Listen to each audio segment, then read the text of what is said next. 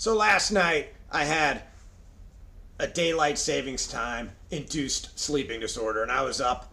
So I downloaded a book. I downloaded Pavel's Power to the People. You know, he went on to sell a lot of kettlebells, but he wrote this book, I think, 12, 13 years ago, and it was all about how the Russians would do like 85 to 95% of their one rep max, like every day, 5 times a week, you know, for doubles, never go to failure. So that inspired me to come out and do a double with like 245. I could use it. I need to do anything to get my squat up. So I went out on my usual workout here, doing some muscle ups. Best one here was a set of 5. Now I noticed my hands were slipping. I've been using gloves since I started doing muscle ups because initially I didn't have any chalk in my garage, and it gets humid down here in Tampa, so the gloves were helping me stay on there, but why not try the chalk? So the next set I got some chalk, and I was a little fatigued. I ended up doing about 20 plus muscle ups, but here I am later on without the gloves, and that actually felt pretty good. A few more calluses on the hand, but some calluses never killed anybody.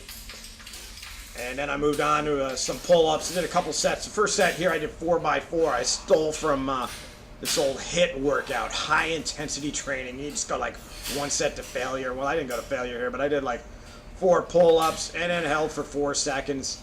I don't have one of those weighted dip belts anymore. Got to get one of those.